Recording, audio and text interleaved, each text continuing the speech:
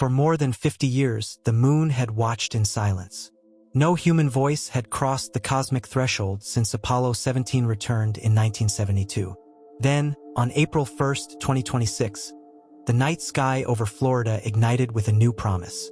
For astronauts climbed aboard Orion, christened Integrity, and prepared to rewrite history. This was no simple flight. It was a calculated gamble to prove that humanity could once again survive and operate in deep space. The stakes were immense. One mistake could echo through decades of future lunar ambitions. The world held its breath as the countdown reached zero.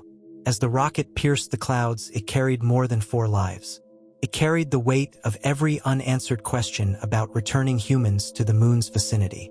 The era of hesitation was over. The test of fire had begun. Yet beneath the triumph lurked a dangerous secret. During the uncrewed Artemis I flight, Orion's heat shield had behaved in ways engineers had not predicted. Charring and material loss raised serious doubts about whether it could protect a crew during the violent return from lunar distances. The decision to fly Artemis II with the existing shield became one of the most scrutinized choices in modern spaceflight. Engineers modified the reentry trajectory, making it steeper and shorter to reduce thermal exposure. It was a high-stakes engineering compromise that would define the entire mission. Every calculation carried the lives of the crew. The heat shield was no longer just a component. It had become the silent judge that would determine whether this bold return to deep space would end in triumph or tragedy. The parallels with Apollo were impossible to ignore. Like Apollo 8 in 1968, this was a bold first crewed journey to the moon's vicinity without landing. Like Apollo 13, it would rely on a free return trajectory that used the moon's gravity as a cosmic slingshot back to Earth. But the crew of Artemis II carried new firsts. Christina Koch became the first woman to travel beyond low Earth orbit. Victor Glover became the first person of color to journey to the moon's vicinity. Jeremy Hansen became the first Canadian to reach deep space. Reid Wiseman led them as commander. They were not just test pilots. They were symbols of a more inclusive future in space exploration. Their presence proved that the next chapter of lunar exploration would belong to all of humanity, not just a select few. At the heart of this mission stood 2 engineering marvels: the Space Launch System, the most powerful rocket ever built, and Orion, a spacecraft designed from the ground up for deep space survival. Together, they formed a system capable of sending humans farther than ever before. After reaching orbit, the crew spent critical hours testing every system. Pilot Victor Glover manually flew Orion through complex proximity operations with the spent upper stage. Life support, navigation, communications, and the European Service Module were all pushed to their limits in the harsh environment of deep space. The free return trajectory was chosen for its inherent safety. Lunar gravity would naturally bend their path back toward Earth with minimal fuel use. It was elegant, ancient physics meeting modern engineering in perfect harmony.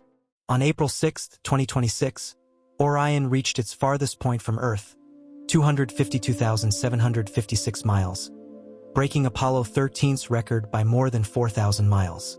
The crew passed within 4,067 miles of the lunar surface, close enough to see craters in stunning detail, yet far enough to feel the profound isolation of deep space. They witnessed phenomena no human had seen in this context before. A 57-minute solar eclipse from space, Earth set over the lunar horizon captured by Christina Koch, and mysterious impact flashes on the moon's surface. These were not just observations. They were humanity reclaiming its place as explorers of the cosmos. Every system performed. The spacecraft proved it could sustain life far from home. The data streaming back would shape every future Artemis mission. The moon had been visited again, and this time, it had welcomed humans back with open silence. The return would be the ultimate test. Orion hit the atmosphere at over 24,000 miles per hour, generating temperatures hot enough to melt steel. The modified steeper trajectory worked exactly as planned, protecting the crew while the European Service Module burned away behind them.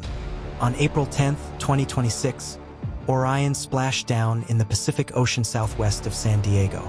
Navy divers and the USS John P. Murtha executed a flawless recovery. The crew emerged healthy, having completed the longest human journey beyond low Earth orbit in more than half a century. Post-flight inspections confirmed what the crew already knew in their bones. Orion had survived its greatest challenge. The heat shield had held.